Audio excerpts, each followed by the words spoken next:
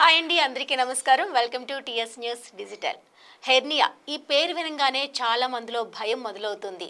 ఇది పెద్దవాళ్ళకే కదా వస్తుంది, కానీ కాదండి. ఇప్పుడు చిన్నపిల్లలకు కూడా హెర్నియా సర్వసాధారణమైపోయింది. అసలు హెర్నియా అంటే ఏంటి, దీనికి కారణాలేంటి, ఇవన్నీ కూడా చాలా క్లియర్గా ఎక్స్ప్లెయిన్ చేసేందుకు మనతో పాటు ఉన్నారు senior paediatric surgeon Narendra Kumar గారు. ఇంకెందుకంటే ఆలస్యం, పలకరించేద్దామా? నమస్తే సార్. నమస్తే అండి. హెర్నియా అనేది ఒక కండరాల్లో వచ్చిన ఒక వీక్నెస్ ద్వారా అవయవాలు కానీ లేకపోతే పేగు కానీ, పూర్తిగా పేగు కానీ, పేగులో ఒక పార్ట్ కానీ చొచ్చుకుని రావటాన్ని హెర్నియా అంటాం. దాన్నే సింపుల్ వర్డ్స్లో పేగు జారటం.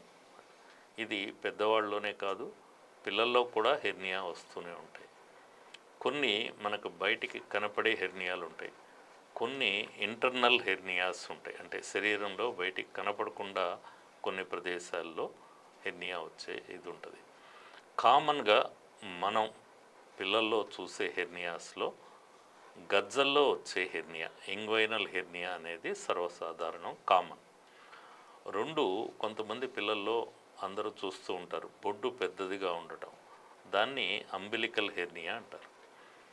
అదేవిధంగా ఏదైనా ఇదివరకు చేసిన ఆపరేషన్స్లో ఆపరేషన్ దగ్గర ఉన్న కండరాలు వివిధ కారణాల వల్ల వీక్ అయిపోయినప్పుడు దాని ద్వారా వచ్చే హెర్నియాని ఇన్సిషనల్ హెర్నియా అంటారు. అదేవిధంగా బొడ్డు పైభాగాన వచ్చే హెర్నియాని, మిడ్ లైన్లో వచ్చే హెర్నియాని ఎపిగాస్ట్రిక్ హెర్నియా అంటారు. ఇంటర్నల్గా అంటే ఛాతీకి పొట్టకి మధ్యలో ఉండే పార్టిషన్ని డయాఫ్రమ్ అని అంటాం. ఈ డయాఫ్రమ్లో పుట్టుకతోనే ఏదైనా ఒక రంధ్రం లాంటిది ఏర్పడితే దాని ద్వారా పొట్టలో ఉండే పేగులు ఛాతీలోకి వెళ్ళటం జరుగుతుంది. దీన్ని డయాఫ్రమాటిక్ హెర్నియా అంటాం. రేర్గా ఎక్కువగా ఆడపిల్లల్లో కనిపిస్తూ ఉంటుంది. గజ్జల్లో కాకుండా తొడ మీడియల్ భాగంలో హెర్నియా వస్తూ ఉంటుంది. దాన్ని ఫెమరల్ హెర్నియా అంటాం. సో ఈ విధంగా హెర్నియా అనేది అనేక ప్రదేశాల్లో ఎక్కడైతే కండరాల్లో వీక్నెస్ ఉన్నదో అక్కడ వచ్చే అవకాశం ఉంటుంది.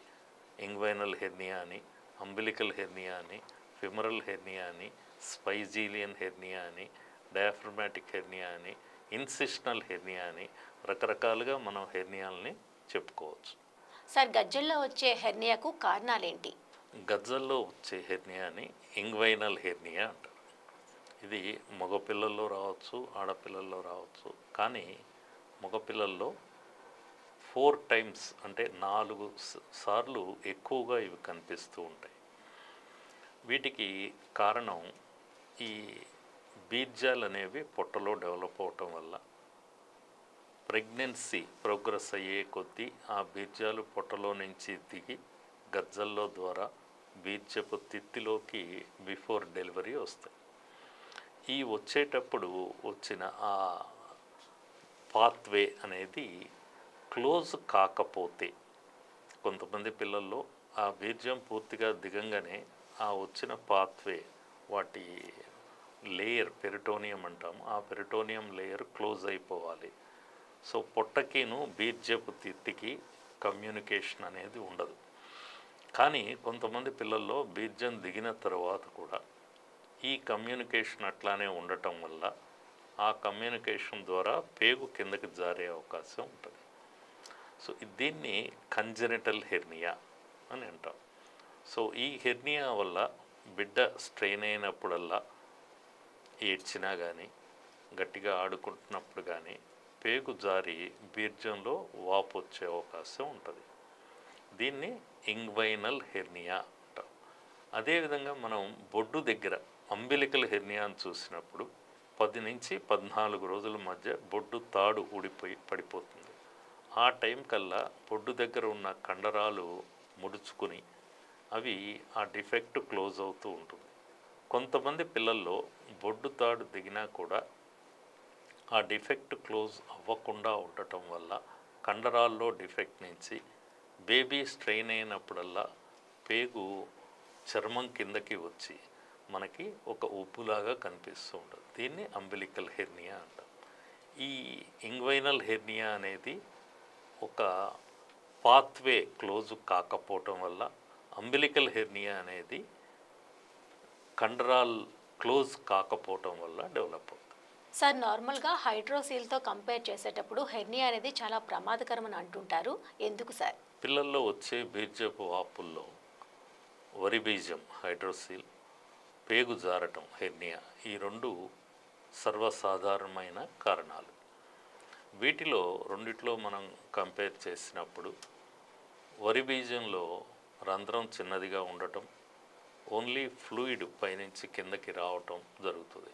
బట్ హెర్నియాలో రంధ్రం పెద్దదిగా ఉండటం, దాని ద్వారా పేగు కిందకి జారటం జరుగుతుంది. సో హైడ్రోసీల్లో ఓన్లీ ఫ్లూయిడే ఉండటం వల్ల అవి అంత ప్రమాదకరం కాదు. కానీ హెర్నియాలో పేగు జారటం వల్ల ఆ పేగు లోపలికి బయటికి కదులుతూ ఉంటుంది. కాబట్టి ఏ క్షణానైనా బిడ్డ ఎక్కువ స్ట్రెయిన్ అయినప్పుడు, ఒత్తిడికి లోనైనప్పుడు పేగు అడ్డం పడే అవకాశం ఉంటుంది. అప్పుడు మామూలుగా ఎలెక్టివ్గా ఉన్న కండిషను ఒక ఎమర్జెన్సీ కండిషన్ లాగా మారే అవకాశం ఉంటుంది. ఈ ప్రమాదం మనకు హైడ్రోసీల్లో రాదు. అందువల్ల మనం వరి బీజంతో కంపేర్ చేసినప్పుడు హెర్నియా అనేది ప్రమాదకరం. నెక్స్ట్ మనం ఆడపిల్లల్లో చూసుకున్నప్పుడు ఈ హెర్నియాలోకి అండాశయంలోని అండాలు, ఓవరీస్, ఫెలోపియన్ ట్యూబ్స్ కూడా ఈ హెర్నియా శాక్లోకి వచ్చే అవకాశం ఉంటుంది.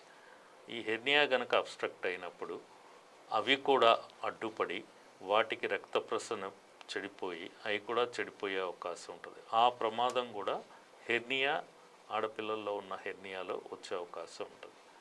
అదేవిధంగా మగపిల్లల్లో అన్డిసెండెడ్ టెస్టిస్, అంటే బీజం పూర్తిగా దిగకపోయిన కండిషన్ కూడా ఒక్కోసారి హెర్నియాతో కలిసి ఉంటాయి. అటువంటప్పుడు హెర్నియా అడ్డుపడినప్పుడు ఆ దిగని టెస్టిస్ డ్యామేజ్ అయ్యే అవకాశం ఉంటుంది. సో ఈ విధంగా మనం చూసుకున్నప్పుడు పేగుకి రిస్క్ ఉంటుంది, ఆడపిల్లల్లో ఓవరీ, ఫెలోపియన్ ట్యూబ్స్కి రిస్క్ ఉంటుంది, మగపిల్లల్లో దిగని టెస్టిస్కి రిస్క్ ఉంటుంది. అందువల్ల మనం వరి బీజంతో కంపేర్ చేసినప్పుడు హెర్నియా అనేది డేంజరస్. సార్, మరి హెర్నియాను ఏ విధంగా సరి చేస్తారు? పిల్లల్లో హెర్నియా విషయంలో మనం గుర్తుపెట్టుకోవాల్సినవి రెండు. ఒకటి, ఈ హెర్నియా అనేది వెయిటింగ్ పీరియడ్ అనేది ఉండదు. సో మనం డాక్టర్, వైద్యుడిగా కానీ లేకపోతే ఇన్వెస్టిగేషన్తో కానీ అది ఒకసారి హెర్నియా అని డయాగ్నోజ్ అయిన వెంటనే ఆపరేషన్ అనేది మార్గం. సో ఇందులో మెడికల్ ట్రీట్మెంట్ అనేది ఉండదు, ఆపరేషన్ ఒకటే మార్గం. సో ఈ రెండు విషయాలు మనం గుర్తుపెట్టుకోవాలి. Surgery is the only option in hernia and no waiting period. Surgery ఒకటే మార్గము, తర్వాత వెయిటింగ్ పీరియడ్ అనేది ఉండదు, మనం నియరెస్ట్ డేట్లో చేయించుకోవాలి. ఇక హెర్నియా అనేదాన్ని ఓపెన్ మెథడ్లో రిపేర్ చేయొచ్చు, లాప్రోస్కోపీ ద్వారా కూడా రిపేర్ చేయొచ్చు. ఓపెన్ మెథడ్లో మనం ఆ కండరాల్లో ఉన్న డిఫెక్ట్ని, హెర్నియాని రెడ్యూస్ చేసి ఆ హెర్నియా వస్తున్న ద్వారాన్ని మనం ఆ పెరిటోనియల్ లేయర్ని ఐడెంటిఫై చేసి డిఫెక్ట్ని క్లోజ్ చేస్తాం. అదే లాప్రోస్కోపీలో ఇన్స్ట్రుమెంట్స్ ద్వారా పొట్టలో నుంచి ఆ డిఫెక్ట్ని ఐడెంటిఫై చేసి డిఫెక్ట్ చుట్టూతా ఉన్న పొరని సపరేట్ చేసి ఆ కండరాలని రిపేర్ చేస్తాం. సో హెర్నియా అనేది ఓపెన్ ద్వారా చేయొచ్చు, లాప్రోస్కోపీ ద్వారా కూడా చేయొచ్చు. సార్, పిల్లల్లో హెర్నియాకు మెష్ రిపేర్ ఉంటుందా? ఈ చిన్న పిల్లల హెర్నియా, పెద్దవాళ్ళలో వచ్చే హెర్నియా చూసుకున్నప్పుడు చిన్నపిల్లల్లో వచ్చే హెర్నియా అనేది కంజెనిటల్, అంటే ఆ టెస్టిస్ వచ్చిన మార్గం కానీ లేకపోతే ఆడపిల్లల్లో రౌండ్ లిగమెంట్ వెళ్ళే ద్వారం కానీ వైడ్గా ఉండటం, దాని పక్క నుంచి ఈ పేగు జారటం వల్ల వస్తుంది. కండరాల్లో డిఫెక్ట్ అంటూ ఏమీ ఉండదు. కానీ పెద్దవాళ్ళలో హెర్నియా చూసినప్పుడు అది కండరాల వీక్నెస్ వల్ల హెర్నియా డెవలప్ అవుతుంది. అందువల్ల చిన్నపిల్లల్లో చేసే సర్జరీని హెర్నియాటమీ అంటారు. దీంట్లో మెష్ రిపేర్ అనేది అవసరం ఉండదు. కానీ పెద్దవాళ్ళలో చేసేదాన్ని హెర్నియోరఫీ అంటారు, అంటే స్ట్రెంగ్తనింగ్ చేయటం. సో పెద్దవాళ్ళలో హెర్నియా రిపేర్ చేసిన తర్వాత కండరాలకి స్ట్రెంగ్త్ ఇవ్వటానికి మెష్ అనేది పెట్టి మెష్ రిపేర్ అనేది అవసరం. పిల్లల్లో మెష్ రిపేర్ అనేది ఉండదు. సార్, హెర్నియా విషయంలో పేరెంట్స్కి మీరు ఇచ్చే సలహాలేంటి? హెర్నియా విషయంలో తల్లిదండ్రులకు ఇచ్చే సలహా, హెర్నియా అనే దానికి మెడికల్ ట్రీట్మెంట్ అనేది ఉండదు. సర్జరీ ఒకటే మార్గం.